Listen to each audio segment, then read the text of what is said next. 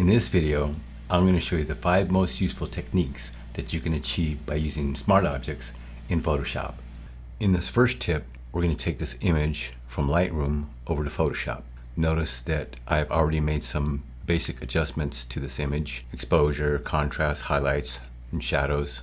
And now I'm going to right click on this image and come up here to Edit, in, Open as Smart Object. One of the main advantages of doing this is that you can maintain the non-destructive nature of the raw image and re-edit the raw file or resize your image non-destructively, all while you're over in Photoshop instead of having to return to Lightroom. So as I click on Open as Smart Object in Photoshop, so what is important here is you want to try and get the base adjustments right before you start the rest of your editing.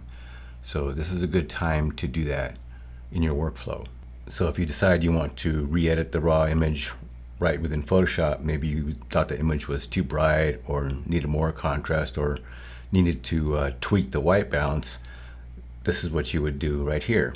You would double click on the Smart Object thumbnail, and this puts you in the Camera Raw interface. So if I come over here to the Basic tab, and here you can see that the adjustments that were done in Lightroom came over to Photoshop. So if I need to tweak any of these, I can do that here and get my adjustments just right in Camera Raw before I continue my editing, and say OK here.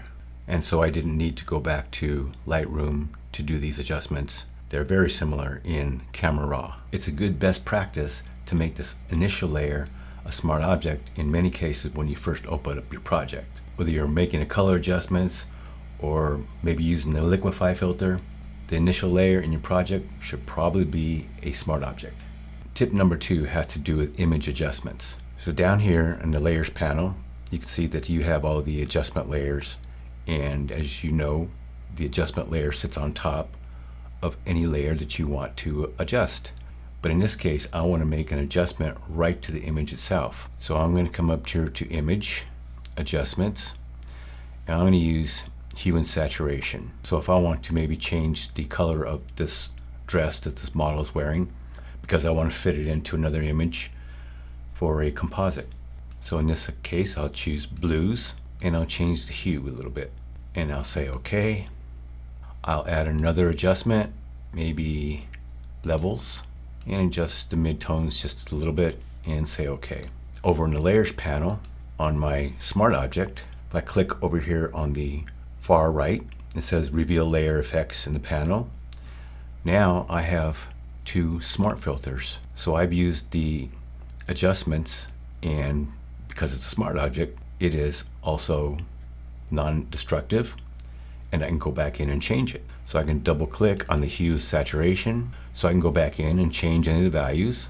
I can do the same thing for my levels, change any of the values I need. Also here on the side, you can double click on any of these and it brings up another window, and I have my options. I can use my blending options, I can adjust the opacity. So I have all these controls in a smart filter, and I can go back to it. I can copy this smart object with Command C and say I want to see how this model is going to look right up against this car in a composite. I can say Command V and paste this in here, and just to see how the model looks in this composite, I can do something very quickly. After I paste it in, I can size it down so I can see how it's going to look in the photo. Command T 0, and because it's a smart object, it is not going to lose quality, and just paste it something like that. Use my select subject, get rid of the background, and I'm going to click on the add layer mask. Again, I'll position the model, Command T, and because it's a smart object, it is not going to lose quality.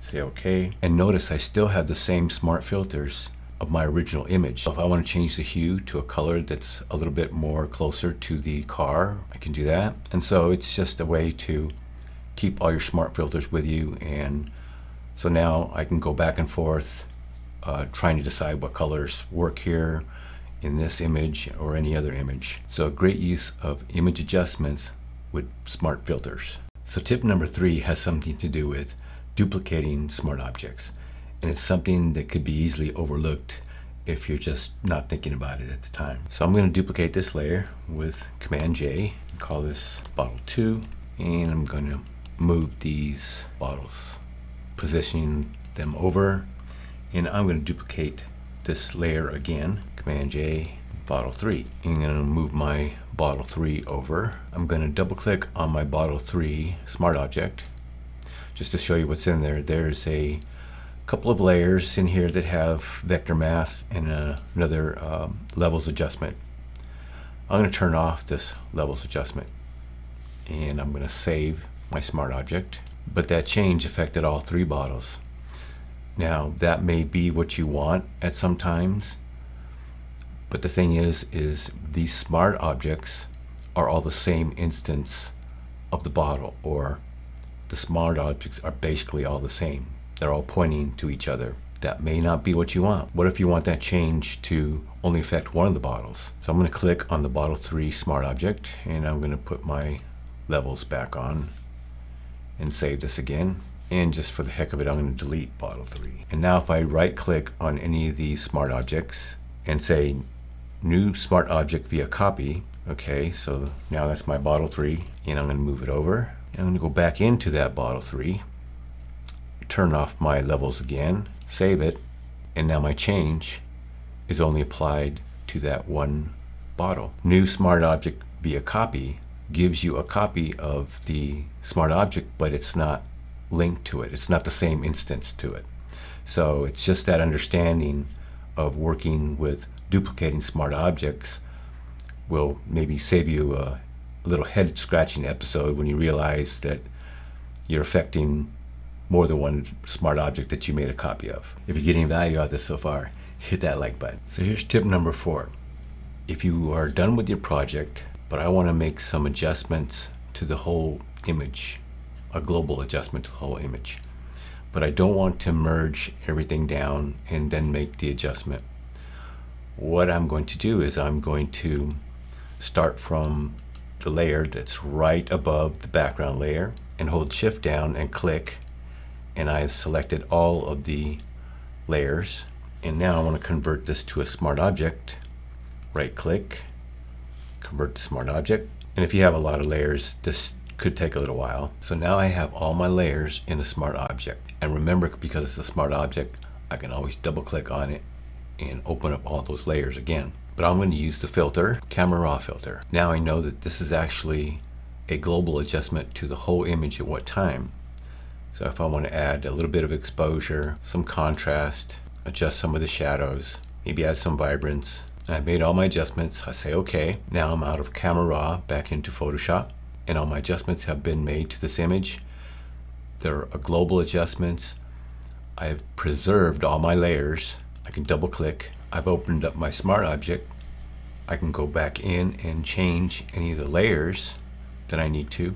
And then I can close my smart object. Up here it is a PSB extension, so I can close that, and if I had made any change it would have saved it. But it's another way to help your workflow. So here's tip number 5. In this project I made this composite here. The model here was cut out and put in this background image. So don't do what I did in this image here. My mistake was the subject is a smart object, but I don't have a layer mask with it right here. See, I double clicked on the smart object.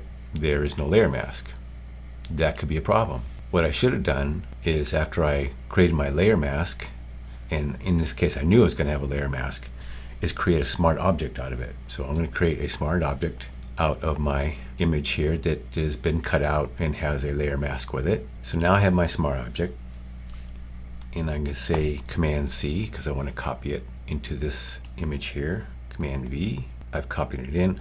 Obviously it's too big right now, and I'm sure you've heard that if you want to resize any object in your project, it should be a smart object. Command T and a 0 will bring my handles down where I can see it. So I'm just going to quickly position this here, roughly the same size. Okay, so the layer I brought in, now when I double click on it, so now I have the mask inside of the smart object.